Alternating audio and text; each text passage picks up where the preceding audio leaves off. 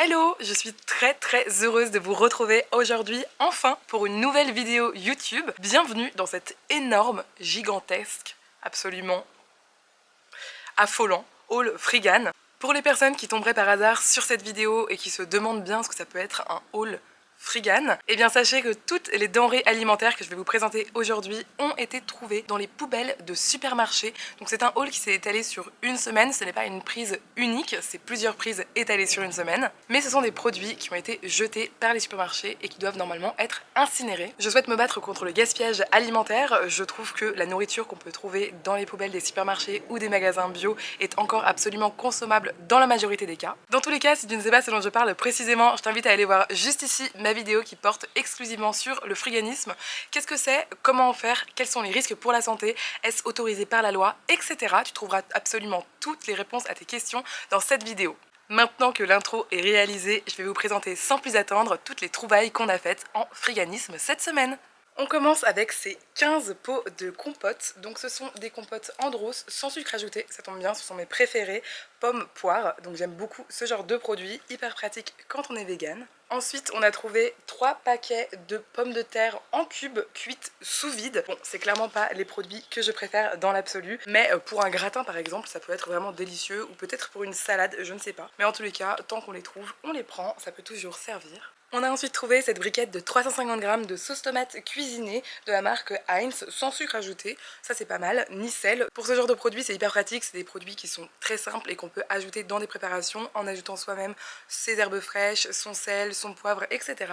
Donc hyper pratique pour la cuisine et surtout le genre de produit qui se conserve extrêmement bien. D'ailleurs, ce genre de produits, c'est les plus sympas à trouver, mais aussi les plus rares, puisque ce sont des DLUO et non pas des DLC. La différence entre les deux, c'est qu'une DLC, c'est une date limite de consommation, donc on estime en général qu'après cette date, le produit n'est plus réellement consommable. En tous les cas, c'est ce que les industriels estiment. Il faut savoir qu'en général, c'est plus une date de rotation des stocks qu'une réelle date limite de consommation. Preuve en est par exemple que deux yaourts qui vont être produits le même jour, à la même heure, dans la même usine, vont avoir deux DLC différents en fonction de si ces yaourts vont être livrés en France métropolitaine ou bien dans les dom-toms. Ça veut bien dire que ces deux yaourts sont exactement les mêmes mais qui n'ont pas la même DLC. Ça veut donc dire qu'on peut encore consommer les yaourts qu'on trouve en France métropolitaine encore plusieurs semaines a priori après la date de DLC. Mais ça, comme je vous le disais dans la première vidéo, c'est vraiment chacun fait comme il le sent. Il faut se fier vraiment à ses sens et à sa logique pour ne pas tomber malade. Toujours est-il que pour la DLUO, comme c'est le cas ici, c'est encore différent, c'est une date limite d'utilisation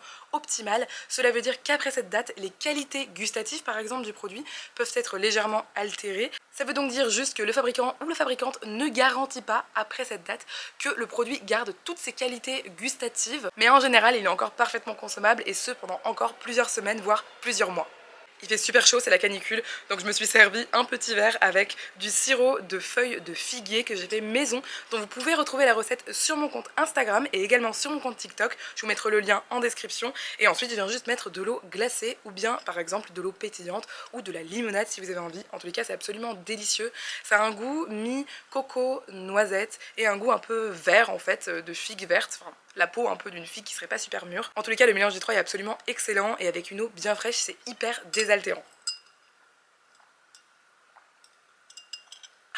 Ensuite, nous avons trouvé pas moins de 1, 2, 3, 4, 5 paquets de wraps La Boulangère. Ils sont véganes, donc hyper chouettes. La plupart des wraps qui sont vendus en supermarché sont véganes. Simplement vérifier les ingrédients au cas où, mais en général c'est le cas. En tous les cas, ceux de La Boulangère le sont. Et je trouve ça assez pratique en fait, parce que finalement je n'avais jamais vu ça, mais ils sont de forme carrée. Donc je me dis que pour rouler, ça peut être plus sympa. Je sais pas vous, mais moi en été, j'adore me faire des salades composées. Et en général, il y a un repas où je vais manger la salade composée juste comme ça. Et le repas suivant, parce que souvent j'ai des restes, je vais manger ma salade composée dans une tortilla. Je vais venir mettre en fait des feuilles de salade au fond, ensuite je vais venir mettre ma salade composée. En général j'ajoute une cuillerée à soupe un peu en filet comme ça de yaourt de soja nature qui est bien frais, ça ressemble un petit peu à une sorte de crème fraîche allégée et je viens manger ça tout simplement. Donc hyper contente pour l'été d'avoir autant de paquets de tortillas. Je vous rassure, à la maison je ne suis pas toute seule, nous sommes au minimum 3, donc nous mangeons ça au fur et à mesure, il n'y a vraiment aucun souci. En général ça se conserve et on essaie de gérer. On peut aussi mettre les produits Frigane au congélateur tant qu'il n'est pas indiqué sur l'emballage ne pas recongeler. Ensuite, on a trouvé un sac entier de têtes d'ail avec plein de gousses du coup. Donc ce sont des os de la marque Enjoy, je ne connaissais pas du tout. Voilà, c'est de l'ail blanc tout simplement. Je sais pas vous, mais moi je trouve qu'en général l'ail est vendu assez cher dans les supermarchés. Je ne sais pas pourquoi. Et c'est pareil pour les oignons, je trouve que les prix ont vachement augmenté ces dernières années. Dans tous les cas, je pense que c'est vraiment l'occasion pour moi de tester de l'ail confit au four avec de l'huile d'olive et des aromates, par exemple du romarin, des feuilles de laurier, du thym, etc. Très envie de tester les gousses d'ail un peu confites comme ça, écrasées sur un pain grillé avec un petit peu de margarine, ça doit être absolument délicieux. On peut aussi décider de réaliser un aioli avec de la mayonnaise vegan et de l'ail mixé. Apparemment c'est absolument délicieux et ça accompagnerait je pense très bien des légumes grillés d'été. Et sinon pensez pour mon ami Raphaël de la chaîne Mûre et Noisette qui avait goûté sur un marché dans le sud de la France une sorte de tartinade à base d'ail rôti et d'amandes si je me souviens bien. Elle m'avait dit que c'était absolument addictif et qu'elle voulait absolument le reproduire à la maison. Donc je me dis que je vais sûrement lui demander la recette pour faire des choses avec ces gousses d'ail. Ensuite on a trouvé ces gros nids de tagliatelle de la marque Dececco, je sais pas comment ça se dit, mais bon je pense que vous voyez la marque qui est bleue et jaune un petit peu, d'origine italienne, donc c'est une très bonne marque, les pâtes sont véganes ici, donc hyper chouette, juste on a enlevé l'emballage parce qu'il était sali, parfois les emballages sont souillés par la poubelle, donc ce que vous faites c'est que tout simplement vous les enlevez évidemment. De façon générale je ne conseille pas de mettre les produits Freegan avec leur emballage dans un frigo par exemple, puisque les bactéries peuvent se développer et que là vous allez vraiment les mettre dans un milieu fermé avec tous vos autres produits alimentaires, donc je conseille vraiment pas. Oui. Et de toute façon, les pâtes sèches, je ne vous apprends pas que ça se conserve très bien, donc hyper contente d'avoir trouvé ça, parce que comme je vous le disais, ce qui se trouve le plus difficilement en général dans les poubelles, ce sont les produits secs, parce que ce sont ceux qui se conservent le plus longtemps et qui donc ont beaucoup plus de temps pour être vendus en magasin. Maintenant, je pense qu'on peut aussi parler de l'absurdité de jeter des pâtes séchées. Ensuite, nous avons trouvé ces yaourts végétaux, donc ils sont apparemment à la noisette, à base d'avoine et sans soja. C'est la marque à bicyclette, c'est une marque que j'avais goûtée il y a assez longtemps, lorsqu'elle s'était vraiment lancée sur le marché. Et pour tout vous dire, je n'avais pas du tout aimé ces produits, vraiment je les avais trouvés vraiment pas bons. Je vous parle de ça, ça fait au moins 4 ans je dirais, ça avait un goût de pâte à modeler un peu, c'était vraiment pas agréable. J'ai bon espoir que depuis ils ont changé leur composition, puisque je vois que les emballages ont changé, eux, et que ils sont toujours sur le marché, donc je me dis si je ne les aimais pas, peut-être que d'autres personnes ne les aimaient pas non plus, surtout qu'en général j'aime à peu près tout quand c'est vegan. En tout cas eux ils se vendent d'une sublime saveur de noisette. Ensuite ceux-là je suis carrément obligée de les porter sur un plateau tellement il y en a. Ce sont des petits pains d'épices spéciaux pour foie gras vraisemblablement, donc en fait ils sont finement poivrés et ils sont accidentellement vegan puisqu'il n'y a aucun miel, ni œufs, ni lait, ni quoi que ce soit. C'est à base de sirop de glucose fructose, de farine de seigle et grosso modo c'est à peu près tout avec du poivre noir et de la cannelle. Mes parents les ont déjà goûtés avec du fromage en l'occurrence, moi je pourrais les manger avec du fromage vegan. Apparemment au début on sent pas trop le poivre et après au bout de 3 tranches on commence à bien sentir que c'est poivré. C'est un produit que mes parents ont trouvé dans la poubelle cette fois-ci et pour tout vous dire ils m'ont dit que lorsqu'ils les avaient trouvés il y avait des centaines de pains d'épices dans la poubelle, donc eux ils en ont récupéré à peu près 13-14 mais ils n'ont pas pu tout récupérer et malheureusement ce sont des produits qui sont probablement partis à l'incinérateur sauf si quelqu'un d'autre passe après nous dans la benne. En l'occurrence, la ville dans laquelle on fait ce friganisme est une ville très riche qui ne laisse vraiment pas les personnes SDF rester sur leur territoire, j'ai envie de dire. Ce qui est absolument très triste, mais ce qui fait aussi que du coup, les poubelles ne sont pas du tout faites en général. J'ose espérer qu'avec mes vidéos, je vous encourage à passer à l'action et à aller récupérer des produits qui sont jetés dans les poubelles à l'heure actuelle, parce que c'est juste anormal que 317 kg de nourriture encore consommable soient jetés chaque seconde en France. Le gâchis alimentaire est un réel problème sociétal auquel il faut s'attaquer, donc n'hésitez pas à vous engager sur le sujet. On continue sur la lignée des trouvailles à peu près absurdes avec ce coffret carrément entier. Donc c'est un... Oui Andrea, je l'ai fait tomber. Je reprends, c'est un coffret de chocolat noir avec énormément de tablettes dedans. J'ai eu beaucoup de chance car c'est du chocolat vegan, ce qui n'est pas super courant parce que souvent dans les chocolats noirs, il y a des produits laitiers, souvent même des sous-produits laitiers, un petit peu des déchets de l'industrie laitière qui se retrouvent dans vos chocolats noirs. Checkez bien les ingrédients pour être sûr que ce ne soit pas le cas. Ici, il y a uniquement de la pâte de cacao origine Ouganda, du sucre et du beurre de cacao avec 80% de cacao minimum. Par contre, d'un point de vue éthique, si vous me suivez depuis longtemps, vous savez que je suis engagée par rapport au chocolat. Le chocolat est vraiment un produit qui n'est pas du tout éthique. Il a une face cachée comme malheureusement beaucoup de produits. Esclavage moderne, enlèvement d'enfants, esclavage d'enfants, etc. C'est juste immonde ce qui se passe derrière. Il y a également beaucoup de déforestation et des populations d'animaux entières qui sont décimées, comme des singes ou des éléphants. C'est donc d'autant plus déplorable qu'une quantité de chocolat telle soit jetée dans une poubelle. Franchement, ça me dépasse.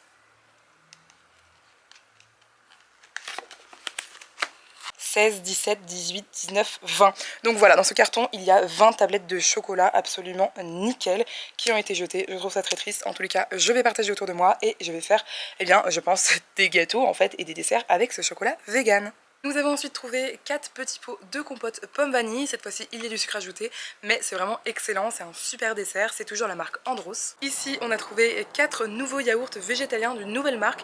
Il ne faut pas m'en vouloir, je ne me souviens plus du nom de la marque. Je sais juste que c'est une marque française du sud-ouest qui vient fabriquer des yaourts végétaux à base de légumineuses et de céréales, ce qui est une avancée écologique énorme par rapport aux yaourts au lait de vache. Ça m'a l'air très sympathique. J'ai hyper hâte de goûter pour savoir ce que ça donne parce que vraiment, je sais pas si vous le savez, mais les légumineuses c'est un miracle pour la nature, j'ai envie de dire, puisque en fait elle vient, il me semble, refixer de l'azote dans les sols ou quelque chose comme ça. Bon, je ne suis pas une professionnelle, mais en tous les cas je sais que pour les agriculteurs c'est une grande aide pour renouveler la terre, pour avoir une terre qui est plus riche après une monoculture d'autres choses. On va venir, si on peut, en alternance faire pousser des légumineuses dessus, comme par exemple des pois chiches qui vont vraiment aider la terre à se régénérer, et c'est hyper positif pour l'environnement.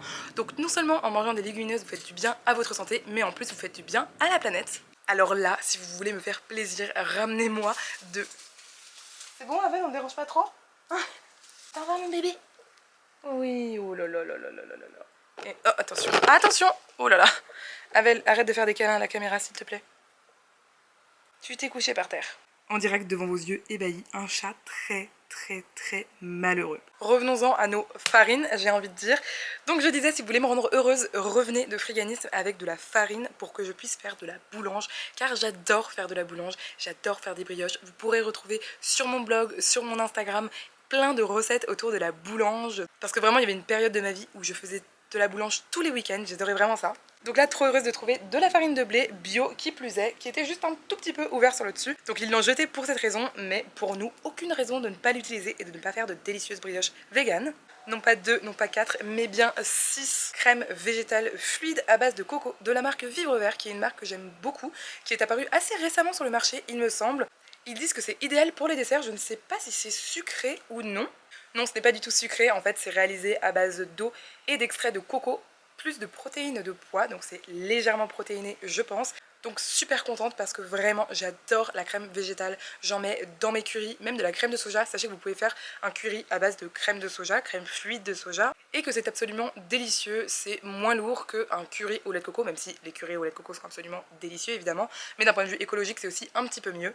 Donc moi je suis une très grande consommatrice de crème fluide de soja, mais ici ravie d'avoir trouvé ces crèmes fluides à base de coco dans la poubelle. De toute façon pour moi c'est toujours un réel plaisir de trouver dans les poubelles en fait des produits véganes. J'ai envie de dire des produits un peu spécifiquement véganes parce qu'évidemment on trouve toujours du pain, on trouve toujours des bananes, on trouve toujours des produits frais de type fruits et légumes de saison. Mais c'est vrai que quand on trouve des produits transformés et véganes c'est un peu le Graal. Donc très contente d'avoir trouvé ces petits produits. En plus ce sont également des DLUO donc elles vont très bien se conserver dans mon placard, dans mon office. Et puis ça, si vous avez des fraises, autant vous dire que vous le mettez dans un ramequin avec vos fraises, un petit peu de sucre roux, un peu croquant comme ça. Et personnellement, c'est mon souvenir d'enfant, de ma grand-mère qui me préparait des fraises avec de la crème dessus. C'est juste absolument délicieux. J'adore ce petit dessert tout simple. Je sors à nouveau le plateau, j'ai un petit peu l'impression d'être une serveuse. Qu'est-ce que je vous sers? Est-ce que je vous servirais pas par exemple des pots de crème au chocolat et au caramel vegan? Oui, vous avez bien entendu. C'est une marque un petit peu luxueuse de produits vegan qui s'appelle Coconut Collab. Ils font des yaourts et des desserts à base de coco. Ils précisent qu'ils sont bien évidemment 100% végétal. De toute façon, tout ce que je vous montre dans ce haul est vegan puisque je suis moi-même vegan. J'essaie de vous les montrer un petit peu en tenant le plateau différemment, mais en tous les cas, on en a 5, 9 paquets, donc x2, ça fait 18 yaourts à base de coco, de chocolat et de caramel. J'adore le caramel, je pourrais tuer pour manger du caramel à la cuillère. Donc vraiment, je suis très contente qu'on ait trouvé ça. Et voilà, cet énorme haul Frigan touche à sa fin. Je voulais vous dire que ces derniers temps, j'ai pas été très présente sur YouTube. Je vais essayer de revenir petit à petit. Dans tous les cas, je vous remercie infiniment d'avoir suivi cette vidéo. Sachez que dans les prochaines vidéos, il y aura une foire aux questions Friganisme et également une semaine entière pendant laquelle je vous emmène avec moi dans mes prises Frigan. Je vous montre comment je fais les poubelles concrètement, comment je gère les stocks derrière pour ne pas gâcher en fait de produits, comment je les cuisine, etc.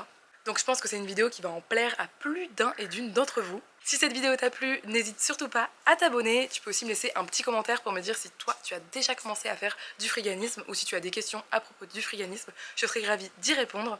Moi j'ai super hâte de vous retrouver déjà dans une prochaine vidéo. D'ici là, je vous dis à bientôt. Prenez soin de vous. Il faut quand même que vous sachiez que cette forme à peine à peine animal, c'est bel et bien mon chat qui dormait comme ça, les quatre fers en l'air, pendant toute la vidéo, pendant que moi je vous parlais. Il était là. Stop à la mignonitude en fait à un moment. Stop d'être aussi mignon, merci.